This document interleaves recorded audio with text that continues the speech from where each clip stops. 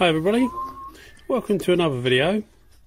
This is the completion of the tank, which was the last video. We did a base coat video with the W400, so this is just the completion of it really, with the decals and the clear coat.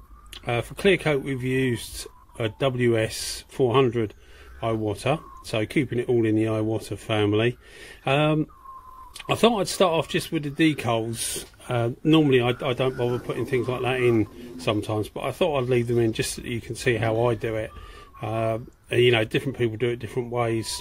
There's two methods normally. One's a dry method, so if you've got sticky decals you can stick them on dry, or you can do as I'm doing here. You see I've got a small container of water with a little bit of detergent in it, a little bit of washing up liquid in it, and you just spray that on the painted surface, and you spray it on the surface of your decal, and that allows you to move it. You can, depending on how sticky the decal is and how much water you've got on there, you can slide the decal into position, or you can lift it up and move it again, which is the reason for doing that with me, because this is quite a physically big tank. It doesn't look it actually on the video, but it is quite a big tank. It's was it 5 gallon tank, so it's quite big.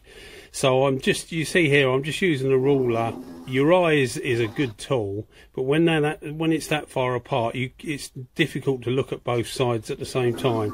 So just do a little bit of measuring, get it to where you think it is, do a little bit of measuring, and then when you're happy, you're good to go. So what you see me do here is you push the water out from underneath the vinyl transfers. Now, what you don't see me do is I use a heat gun at the very end. I use a heat gun, A, to dry it off properly, and B, it makes I mean, we're in the winter at the moment doing this in the UK, so I can't remember the temperature, but it's about 8 degrees Celsius, which is, what's that, about 50, 48, 50 in Fahrenheit. So it's not freezing cold, but it's not warm either. And what can happen is where the sticky part of the decal gets stuck down, you can get little bits of water trapped underneath it. And I find if you use a heat gun on it, obviously don't go mad, because you'll shrink the vinyl and pull it off the tank sometimes, but just apply a little bit of heat, and it just makes the vinyl, like what I was saying about the vinyl fine line tape, it just makes the vinyl more pliable, and it's easier to get the water out. So that's what I do. Just use a heat gun, get the thing nice and warm, and then get the water out from underneath, and also the heat from the gun dries up any residue water that's left about.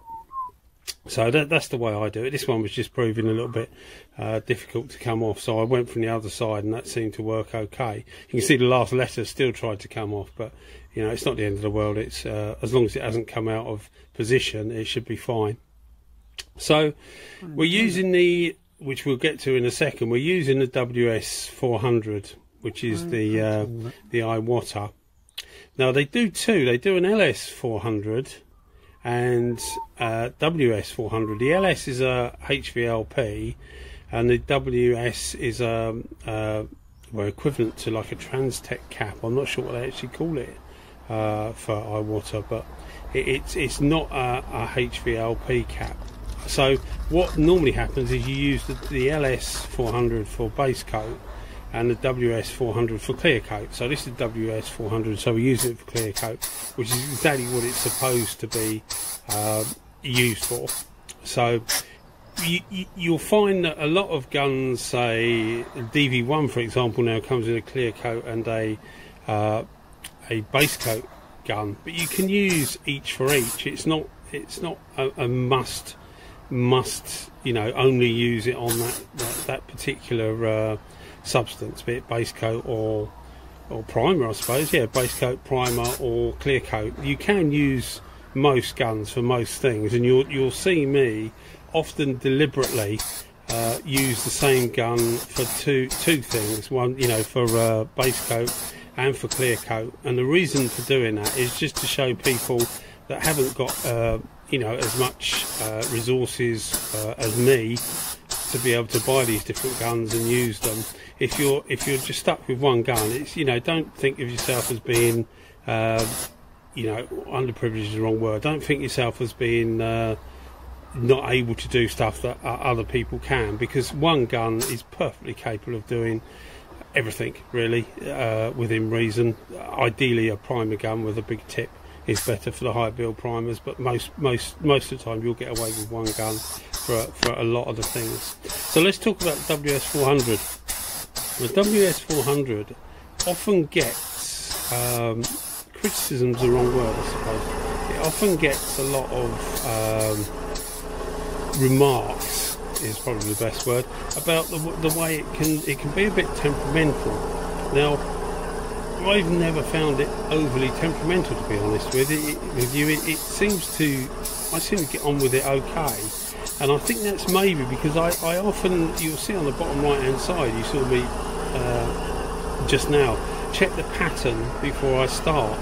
And I often do that with spray guns, just so that you guys can see it, so it gives you an idea of what to expect. But it also, you can check whether the gun is spraying evenly, you know, not too much at the top, not too much at the bottom, and not too much in the middle. Just a nice even pattern, because a nice even pattern is a trick to getting a nice paint job, I think, anyway. So always check the pattern. And with this gun, you often get people say that, you know, it's really finicky, you have to get used to it, don't recommend it for beginners, etc, etc. And if you look at the pattern and adjust it accordingly, I don't find that. I find it relatively easy to get on with. It's certainly the best looking gun that you'll get, in my opinion. They do some limited editions. I've never been a great one for limited editions, because you're just paying more for the same thing, really, which, you know, if you're a collector is fine, but for me, I use them, so I'm not overly worried about something being a special edition. I'd rather pay less money and have something that does exactly the same thing and just standard, really. So yeah, as I was saying before, I waffled off on one. People get sort of different, you know, a different attitude towards this gun. Some people say it's awkward, some people say it isn't. So what I do, the settings I use, which is what you see me now, is between 2.5 and 3 turns out on the fluid, and 2.5 to 3 turns out on the fan. Now, what will make that different is the viscosity of something you're spraying, and obviously the finish you want. With this, I was trying to, as much as I could, get the original Yamaha finish. So we're not trying for a glass finish here. We're just trying for a good peely finish that resembles what Yamaha do. And if you see it at the end, I think I've done what I set out to do. Because it isn't always about getting it super shiny, super flat, because it depends what you actually want. If you're doing a whole car or a whole bike and everything, then obviously it's all going to match. If you do it all the same time in the same style, it's all going to match. So I tend to try for the finish that matches what I'm trying to do, or what someone's asked me to do. I'm only an amateur painter, but I do, you know, you get friends say, can you do this for me, can you do that for me, and I want it really shiny, I want it to match this, I want it to match that. So whatever they say, you try for, really. So that's the, you know, that's what I've been trying to do. So the WS400, I find, is really good for doing that, for matching particularly Japanese peel, but you can get what you want.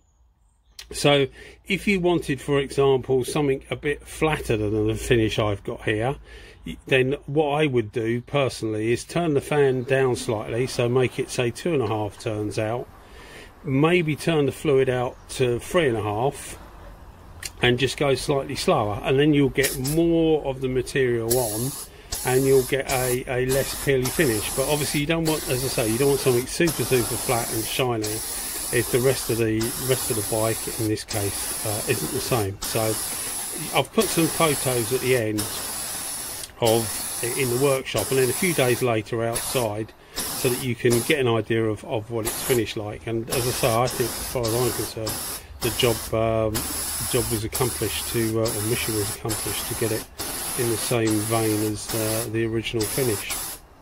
But they're not I don't find them a finicky gun really. They're very much an eye pattern. If you look at the pattern on the right hand side when I was setting the gun up, it is very much an eye pattern. So if you're a fan of the eye rather than the O, so you know a higher pattern with less in the middle, and I don't mean less in the middle than top or bottom, I just mean, you know, a smaller patch in the middle, this is the gun for you, because they are really, really good. Is it my favourite gun? No, it's not really. I prefer the GTI Pro Light. I find it much more universal, with all the different caps you can get and the different tips you can get. This, by the way, is a 1.3 HD, so it's the high delivery. And when I looked up on the Iwata, you know, the leaflets, well, they're PDF forms, but they're leaflets that come with the various spray guns. What it says is the 1.3 is 1.3 millimeter, and the 1.3 HD is 1.325, something like that. So effectively, it's a 1.3 and a quarter. Really, if that makes sense. It's just a slightly bigger tip than the normal 1.3, and that's what gives it the high delivery designation. But I mean, you can't really see much of a difference. I can't anyway over a 1.3, because you can get the 1.3 tips that fit the W400 also fit this, so you can try those in it if you want to. Obviously, it needs to be the tulip end that you get to it, which is normally the WB or WBX versions of the W400. But they seem to interchange. The needles are the same on all the guns, as far as I've been able to ascertain. So there's quite a bit of changeability you can do. But yeah, it's a good gun to use. As I say, it's a really, really good looking gun. But I personally prefer the GTI Pro Light, and probably I prefer the W400 as well, simply because they're so much more universal. But if you've got you know, if you've got a bit of money that you don't mind spending, or anything like that really, where you don't mind paying a bit for some kit, then it's a really good gun to have in your arsenal. But I wouldn't advise it as the only gun that you've got, because it's just not universal enough, in my opinion, for doing all the other things. You know, the W400, you can get loads of different tips for it, loads of, you know, you can get 2 mil, 1.8, 1.4, 1.6, 1.5, 1.3, 1.2, so on and so on and so on. So there's loads of stuff that you can do with it, and just by getting different tips, whereas that doesn't apply to the WS400. So I haven't talked much about the actual painting, because I've done that on most of the other videos. So I thought I'd make this a little bit more about the decals and the gun. So I hope you enjoyed it. As I say, it's about 8 degrees, so I was putting heat on it, like, well, obviously this is the end of it, but I was putting heat on it, and after I was allowing it probably about 5 minutes for the clear coat to spread out, then putting the heat on it, allowing it to go tacky, so that it got a bit of heat in the metal tank, so that when you spray it again you've got some heat in it. Because if you're spraying clear coat in the cold, it is quite awkward really to get it to go off sometimes. So here's a few of the photos. This is inside, more or less straight afterwards, just to give you a better idea. It's a better quality camera, so hopefully things will come out better. And this is a few days later outside, and you can see I think I've done a really good job of mimicking the Yamaha finish. Well, thanks everybody for watching. Cheers, take care, bye bye.